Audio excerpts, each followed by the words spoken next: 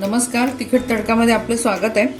आज आपण बघणार आहोत मावा म्हणजे खवा, जो आपण घरी बनवणार आहोत। कारण आता बऱ्याच गोष्टींना आपण खवा लागतो आपल्याला, पण बाहेरून खवा आणायचं म्हटलं का आपल्याला भीती वाटते सध्याच्या काय कसं काय मिक्स असेल काय नाही। त्यामुळे एकदम सोप्या पद्धतीने आपला हा मावा खवा आपण घरच्या घरी बनवणार आहोत। त्यासाठी इथे मी 1 लिटर फुल क्रीम दूध घेतलेलं आहे। गॅस ऑन करते।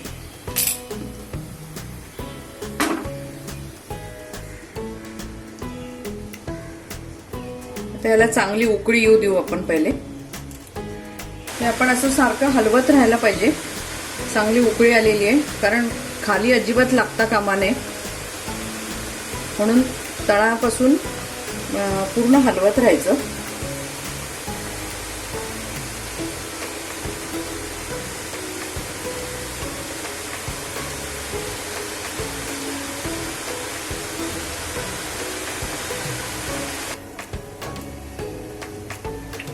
हे म्हणजे आता जमण्याच्या ह्याच्यात आलंय, पण अजूनही तरी वेळ लागेल। आता 30-40 मिनिटं होत आली, बराच वेळ खाल्लाय, कारण मी मीडियम ठेवला होता जरा। आता थोडासा मध्ये मध्ये फास्ट मध्ये मीडियम असा ठेवलाय, कारण लागायची भीती आहे म्हणून। तरी मला वाटतं अजून 10-1 मिनिटं तरी जातील बहुतेक।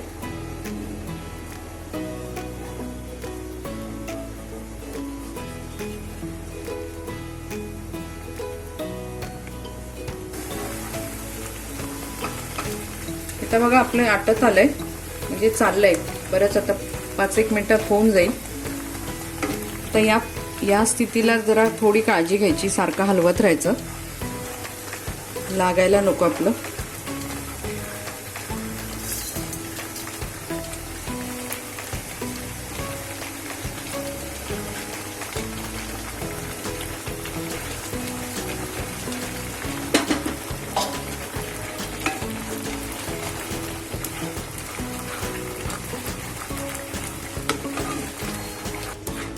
आता अशा परिस्थितीला आलंय की आता आपल्याला खूप लक्ष द्यायला पाहिजे। इकडे तिकडे अजिबात करायचं नाही, कारण लागण्यापासून लांब राहायला पाहिजे। सारखं हलवत राहा। आता हातालाही जाणवते ते जडजड झालेलं। गॅस थोडा सिम ठेवा।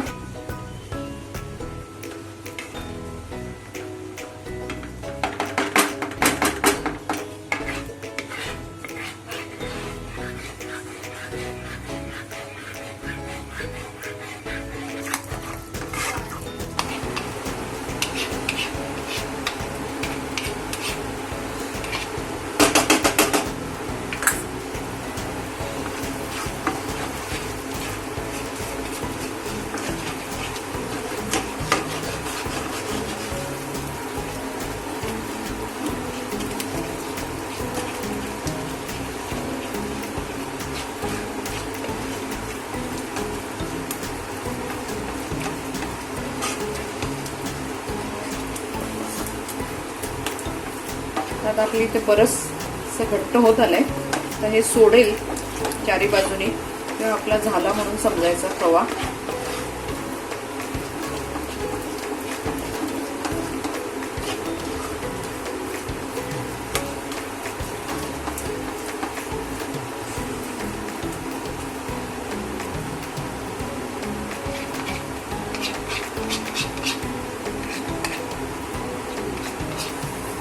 इथे आपला खवा बनवून तयार झालाय।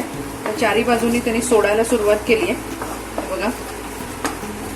तर मी गॅस बंद करते आणि याला सारखं हलवत राहू, म्हणजे तो बरोबर त्या उष्णतेमध्ये होऊन जाईल। तर आपला मावा तयार आहे। आता आपण हा मोजून बघू किती 1 लिटर मध्ये किती झाला ते। मी कढई खाली घेते। इथे आपला खवा बनवून तयार झालेला आहे। 1 लिटर फुल क्रीम दूध मध्ये आपल्याला 300 ग्रॅम खवा मिळालाय। त्यामुळे तुम्ही हा असाच घरी करून बघा। कधी करायचं असेल खव्याचे पदार्थ तर 1 लिटर जास्तीचं दूध घेऊन, फक्त एवढंच आहे की त्याला साधारण आटवायला बरेच वेळ लागतो। 50-1 मिनिटं तरी गेलेच त्याच्यामध्ये आटवायला, आणि फार काळजीपूर्वक आटवायला पाहिजे, म्हणजे असं आपल्याला एकदम छान मऊसूत असा मावा मिळतो। हे बघा, तुम्ही कुठलाही पदार्थ खव्याचा करू शकता याच्यामध्ये। तुमचा अभिप्राय आम्हाला सांगा। तसंच चॅनलला आतापर्यंत लाईक केलं नसेल तर लाईक करा, शेअर करा, सबस्क्राईब करा, परत आपण भेटू नव्या रेसिपी बरोबर. धन्यवाद.